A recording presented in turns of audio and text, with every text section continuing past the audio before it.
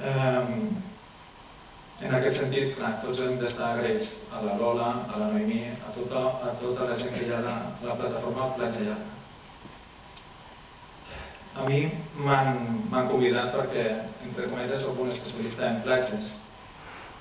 I què és una platja?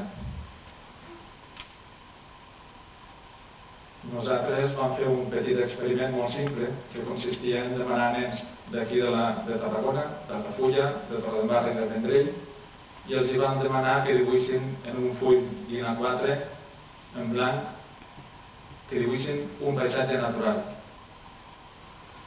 Cap dels 200 nens va dibuixar costa.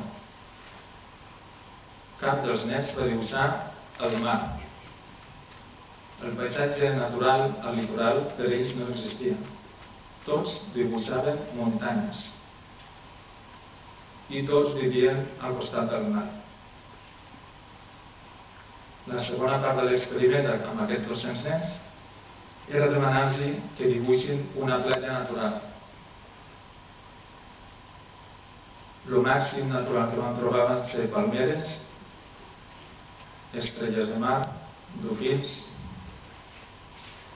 Cap d'ells va dibuixar el que hi ha a la platja llarga, unes dunes. Cap d'ells va dibuixar el que tenen a Torredembarra, uns aiguamolls, unes maresmes. Recordo que la comarca del Maresme es diu així perquè estava plena de maresmes com tota la costa. Els aiguamolls que en diem. Això que ens evidencia que si una cosa no existeix no cal protegir-la perquè no la veiem. Llavors, part de la funció de la plataforma Platja Llarga ha estat aquesta. Posar en evidència una cosa que la gent li pot passar per alt. Podem passejar per la Platja Llarga, podem passar pel costat dels llibres de mar, però si no hi ha ningú que ens ho faci veure, aquests llibres de mar poden desaparèixer.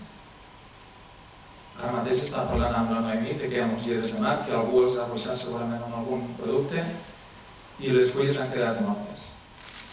Ella s'ha fixat perquè sap que són els llibres de mar. Ha enviat una fotografia d'una eruga que només pot viure de les fulles de llibre de mar. Britis crini, subespècie Pancratium maritimum. Només pot viure aquesta eruga d'aquesta papallona si existeix el llibre de mar. Si no veiem les coses, no les podem protegir. Gràcies, Ariadna, pel documental i gràcies, Lola, per la plataforma. Gràcies.